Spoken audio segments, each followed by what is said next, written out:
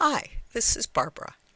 I borrowed the title My Not So Favorite Year from an editorial I read in Science magazine, one of the few publications I trust in these times where science seems to be a suggestion not rooted in, well, science. The editorial was lamenting the painful loss of academic scientific research and facts. The same can be said about what is a shocking disregard for the health and safety of the majority of the U.S. population, particularly females and gender minorities. It's cruel, it's evil, and it appears to be routine in 2025-2026 America. Hello, Nazis. My heart is breaking. Who are these stupid people who voted for an autocracy, or the equally stupid people who didn't vote at all? The 40 million of you who didn't want a sane woman or were worried about the price of eggs. How are you now? There is no food inspection, no need for many childhood vaccines, increased violence against women and gender minorities, random wars, a group of vigilante, gun-toting ICE workers fully sanctioned by the U.S. government and paid for with your tax dollars, who feel justified murdering people, as happened in Minneapolis recently. And this was year one. What to expect next? It's a sad time. It's a bad time. Personally, I'm ashamed. People are scared, and few people have the courage to speak up because they are afraid of the consequences.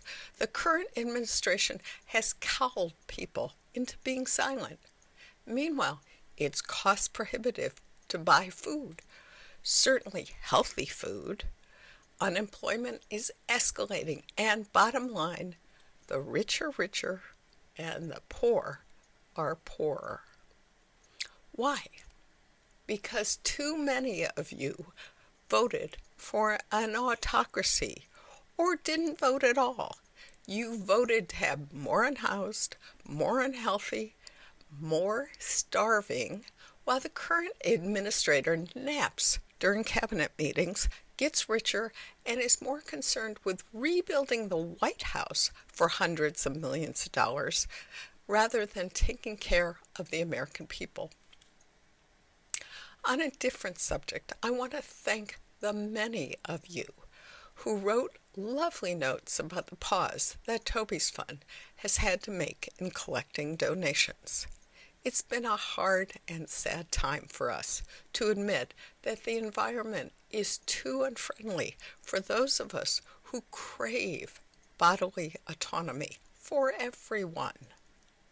We have cleaned out our coffers and given away substantial amounts to Planned Parenthood Illinois, who has provided abortions for McHenry County, Illinois people for those who could not afford the services.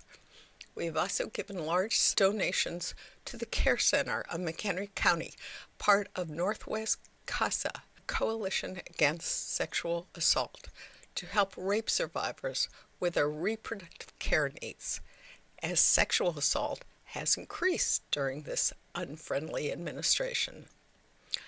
Unfriendly to rape survivors, not rapists, apparently. We have also given substantial sums to the American Society for Emergency Contraception for their assistance to McHenry County, and Warp Corps for their continued assistance to primarily McHenry County-based unhoused people who are in need of basic services the rest of us take for granted, like sexual health, protection, and warmth in this frigid climate. We are grateful for all those who have risked so much to provide basic services for those in McHenry County. I want to repeat that Toby's Fund is still here. We're just not collecting donations. We're taking a pause. until this heartless fever breaks. It may take years. We don't know. Keep up the fight. Be mindful of who you vote for. Make sure whatever candidate you choose is committed to taking care of all the people and not just the well-off. That's my plea. Thank you.